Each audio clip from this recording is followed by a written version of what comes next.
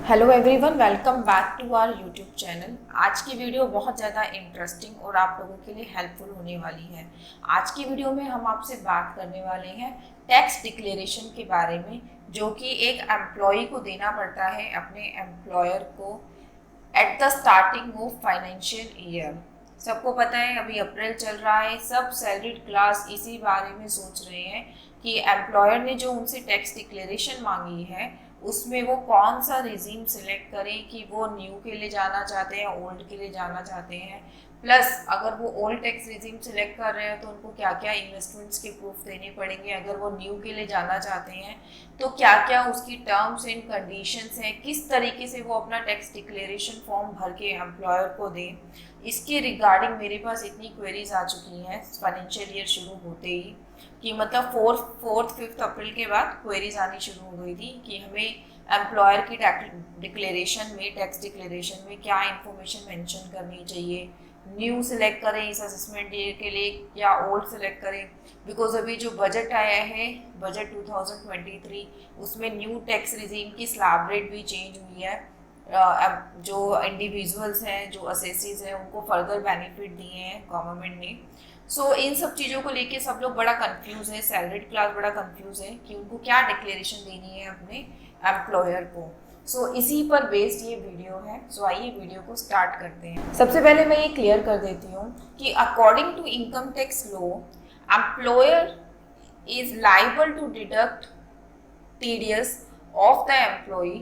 जो भी सैलरी वो एम्प्लॉय को पे कर रहा है, अगर वो सैलरी टैक्सेबल लिमिट के अंदर आती है, मिनिमम एग्जम्पशन लिमिट से ज़्यादा वो सैलरी अगर पूरे साल की एम्प्लॉयर पे कर रहा है अपने एम्प्लॉय को, तो ये लाइबिलिटी बनती है एम्प्लॉयर की, वो हमेशा टीडीएस काटेगा एम्प्लॉय का। ठीक है, ये एक इनकम टैक्स में एक ये लॉ है, ये एक रूल बनाया गया है। एम्प्लॉयर को यहाँ पे प्रॉब्लम क्या आती थी कि हर साल जैसे उसको टीडीएस काटना है, तो एम्प्लॉय ने कुछ रिबेट्स भी ली होती थी, कुछ रिडक्शंस भी उसको क्लेम करनी होती थी, कुछ उसने इन्वेस्टमेंट की होती थी, लाइक उसने मेडिक्लेम लिया है, एलआईसी ले रखी है, वो पीपीएफ में इन्वेस्टमेंट कर रहा है। एज पर रूल आपको एटीसी और एटीडी में जो है उन सब चीज़ों की डिडक्शन मिलती है।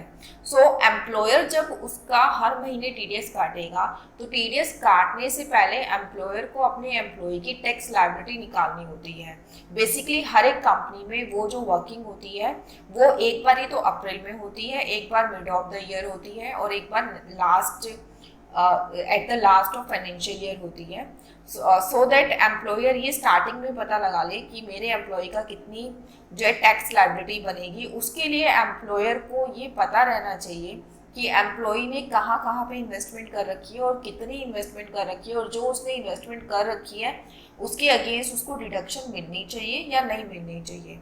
इन सब चीज़ों का पता लगाने के लिए जो है टैक्स डिक्लेरेशन फॉर्म एम्प्लॉयर हमेशा एम्प्लॉय से डिमांड करता है at the starting of the year. ठीक है, अप्रैल में बेसिकली ये डिमांड हो जाता है, बिकॉज जब आपको अप्रैल की सैलरी मिलती है वो टीडीएस डिडक्ट होने के बाद ही डिस्बर्स होती है।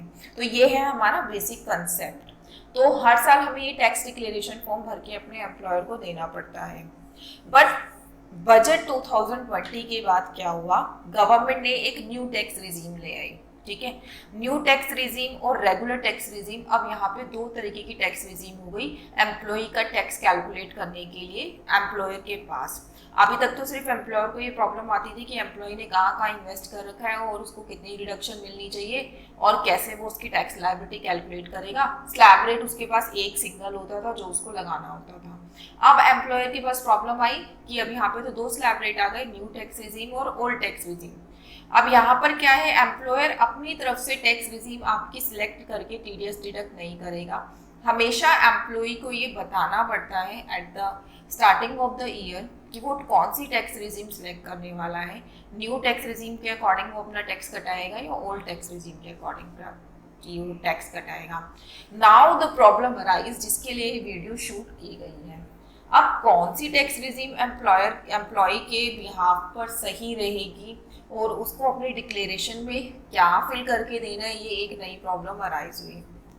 ठीक है। तो यहाँ पर हम सबसे पहले डिस्कस कर लेते हैं इस क्वेश्चन का आंसर लेने के लिए कि असेसमेंट ईयर 2024-25 के लिए जो स्लैब रेट्स हैं वो क्या है, क्योंकि असेसमेंट ईयर 2024-25 के अगर आप न्यू टैक्स रिजीम को ऑप्ट करते हैं तो उसके स्लैब रेट चेंज हुए हैं बजट 2023 में। ठीक है, तो इस स्लैब रेट्स एक बार हम कंपेयर कर लेते हैं। ओल्ड टैक्स रिजीम या फिर रेगुलर टैक्स रिजीम में क्या होता था कि 2,50,000 तक आपको कोई टैक्स नहीं देना, 250 से 5 लाख के बीच में आपको 5% टैक्स देना है, और 5 लाख से 10 लाख के बीच में आपको 20% टैक्स देना है, 10 लाख एंड अबव आपको 30% टैक्स देना होता था। ठीक है, न्यू टैक्स रिजीम जो कि अभी रिवाइज भी हुई है उसके अकॉर्डिंग क्या चेंज आया कि 3 लाख तक आपको कोई टैक्स नहीं देना, 3 to 6 के बीच में आपको 5% देना है, 6 to 9 लाख के बीच में आपको 10% देना है, 9 to 12 लाख के बीच में आपको 15% देना है, 12 to 15 लाख के बीच में आपको 20% देना है, एंड 15 लाख एंड अबव आपको 30% देना है। ठीक है, तो न्यू टैक्स रिजीम में 30% कब से शुरू हुआ, 15 लाख एंड अबव, और ओल्ड टैक्स रिजीम में 30% आपके ऊपर 10 लाख एंड अबव जो है लगना शुरू हो गया। बट ओल्ड टैक्स रिजीम में एक आपको बेनिफिट मिलता है कि आप सारी डिडक्शन, सारे इन्वेस्टमेंट्स को जो है क्लेम कर सकते हैं एज अ डिडक्शन अपना टैक्स कैलकुलेट करने के लिए। बट न्यू टैक्स रिजीम में आप कोई भी रिबेट, कोई भी डिडक्शन का बेनिफिट नहीं ले सकते, सिर्फ गिने चुने 1-2 डिडक्शन है जिसका आप बेनिफिट ले सकते हो। जैसे कि अगर आपका एनपीएस में आपका एम्प्लॉयर कंट्रीब्यूट कर रहा है 80CCD2 तो आप उसका बेनिफिट ले सकते हो, बाकी और कोई डिडक्शन इसमें आपको अलाउ नहीं है। तो ये है कंपैरेटिव एनालाइज कि आप ओल्ड को सिलेक्ट करें या न्यू को सिलेक्ट करें।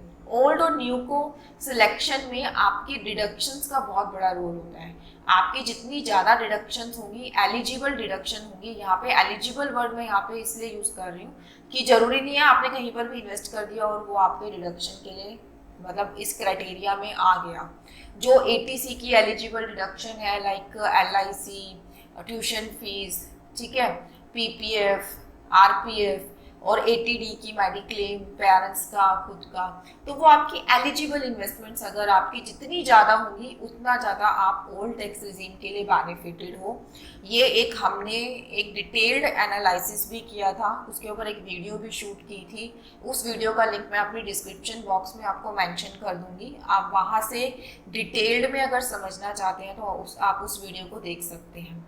ठीक है, यहाँ पे मैंने आपको रिजीम के दोनों के स्लैब रेट कंपेयर कर दिए। यहाँ आप अपरेंटली ये डिसीजन ले सकते हैं कि आपके के लिए जो है कौन सा टैक्स रिजीम बेटर रहेगा। इसके अलावा मैं एक आपको इजी सा मेथड बता देती हूँ जो मेरे को पर्सनली लगता है कि सैलरीड क्लास को करना चाहिए। आपका जिस रिजीम में लास्ट ईयर टैक्स कटा था, ठीक है, आप अपने एम्प्लॉयर को कहो कि आपको सेम रिजीम में जाना है। आप अपनी लास्ट ईयर की टैक्स रिटर्न उठाओ, उसमें देखो कि आपने ओल्ड ऑप्ट किया था या न्यू ऑप्ट किया था। उसके अकॉर्डिंग आप अपने एम्प्लॉयर को बता सकते हो कि आपको सेम टैक्स रिजीम में जाना है। सेम टैक्स रिजीम में मैं इसीलिए बोल रही हूँ क्योंकि आपका जो सैलरी का इंक्रीमेंट हुआ होगा और जो डिडक्शन आपने लास्ट टाइम क्लेम की होंगी, ठीक है, वो डिडक्शन तो आपकी सेम ही रहेंगी क्योंकि मैक्सिमम एक लिमिट होती है कि इससे ज़्यादा आप डिडक्शन को क्लेम ही नहीं कर सकते, और सैलरी इंक्रीमेंट 10 to 15% का रहता है मैक्सिमम। ठीक है, तो मेरे हिसाब से आप सेम रिजीम को बोलिए कि आप सेम रिजीम को आगे कंटिन्यू करना चाहते हैं। प्लस अगर आपको लगता है कि at the time of filing your return आपको ओल्ड में नहीं न्यू में बेनिफिट है, या न्यू में नहीं ओल्ड में बेनिफिट है, या फिर जो आपने एम्प्लॉयर को कन्वे करा था टैक्स रिजीम उसमें आपको बेनिफिट नहीं है, आपको जो भी अपोजिट रिजीम है उसमें बेनिफिट है, तो ये आपके पास ओपन है सिलेक्शन का मेथड कि आप at the time of filing your return आपको जो भी टैक्स रिजीम सिलेक्ट करनी है आप उस टाइम पर चेंज कर सकते हैं उस टैक्स रिजीम को, उसको आप उस टाइम पर सिलेक्ट कर सकते हो टैक्स रिजीम को। कोई यहाँ पर ऐसा कोई हार्ड एंड फास्ट रूल नहीं है कि एक बार आपने अपनी टैक्स रिजीम सेलेक्ट कर ली तो आप उसको चेंज नहीं कर सकते। आप अपने एम्प्लॉयर को जो आपने टैक्स रिजीम बताई है वो आप जो है चेंज कर सकते हो at the time of filing your return. हाँ, आप ड्यूरिंग द ईयर इसको चेंज नहीं कर पाओगे, क्योंकि एक बार एम्प्लॉयर अगर टीडीएस डिडक्ट करना शुरू कर देता है तो वो उसी प्रोपोर्शन में डिडक्ट करता है जितना कि उसने first month of the year आपकी एक टैक्स की लायबिलिटी कैलकुलेट कर ली। ठीक है, उस केस में भी अगर आपका एम्प्लॉयर फ्लेक्सिबल है कि नहीं वो चेंज कर सकता है, तो आप उसको कन्वे कर सकते हो मैसेज। मतलब ये लॉ में कहीं नहीं लिखा हुआ कि एम्प्लॉयर चेंज ना करे। ठीक है, अगर एम्प्लॉयर आपका जो है कर सकता है, वो फ्लेक्सिबल है चेंज करने के लिए, तो आप मिड ऑफ द ईयर भी चेंज करा लो उसको। नहीं तो at the time of filing return आपके पास 110% ये ऑप्शन है कि आप अपना रिजीम चेंज कर सकते हो। एम्प्लॉयर को जस्ट आप एक डिक्लेरेशन दे रहे हो, वो कहीं पे आगे इनकम टैक्स में डाटा नहीं दे रहा कि आपको यही रिजीम सिलेक्ट करके अपने रिटर्न को फाइल करना है।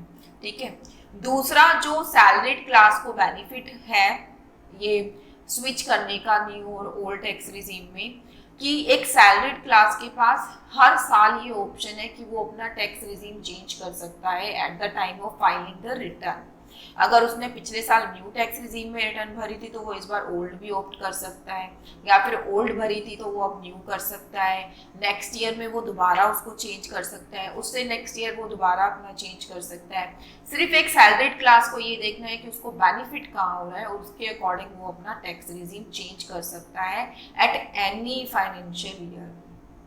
But the thing is, return भरते समय आपने जो टैक्स रिजीम सिलेक्ट कर ली, आप सेम फाइनेंशियल ईयर के लिए उस टैक्स रिजीम को चेंज नहीं कर पाएंगे।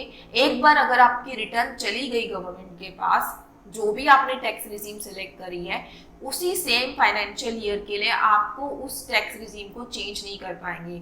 लेट्स सपोज कि आपने ओरिजिनल रिटर्न भर दी 31 जुलाई से पहले मैंने न्यू टैक्स रिजीम भर के अपनी ओरिजिनल रिटर्न फाइल कर दी।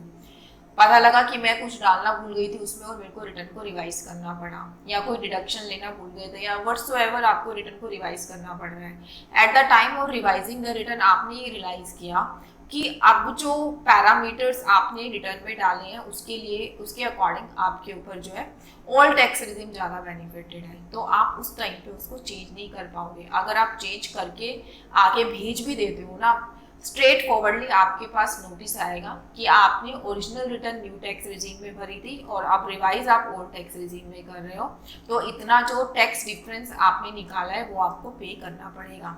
एक बार ड्यू डेट से पहले अगर आप रिटर्न को फाइल कर देते हो, जो भी टैक्स रिजीम आप सिलेक्ट करते हो, आपको उस फाइनेंशियल ईयर के लिए सेम टैक्स रिजीम पर ही रिजिड रहना होगा, आप उसको फिर चेंज नहीं कर पाएंगे।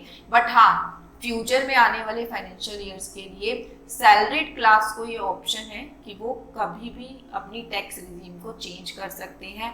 एम्प्लॉयर को दी जाने वाली टैक्स डिक्लेरेशन में जो आप टैक्स रिजीम डालने वाले हैं वो जस्ट एक टीडीएस डिडक्शन का क्राइटेरिया है। आप रिटर्न फाइलिंग के टाइम पर जो आपका मन हो, जो आपके लिए बेनिफिटेड साइड हो, वो आप टैक्स रिजीम फाइल करिए। ठीक है, आई होप मेरी वीडियो बहुत डिटेल में थी, सबको उनके क्वेश्चंस का आंसर मिल गया होगा। Thank you so much video में बने रहने के लिए। वीडियो पसंद आया हो तो वीडियो को लाइक और प्लीज़ चैनल को सब्सक्राइब कर दीजिएगा। Thanks a lot.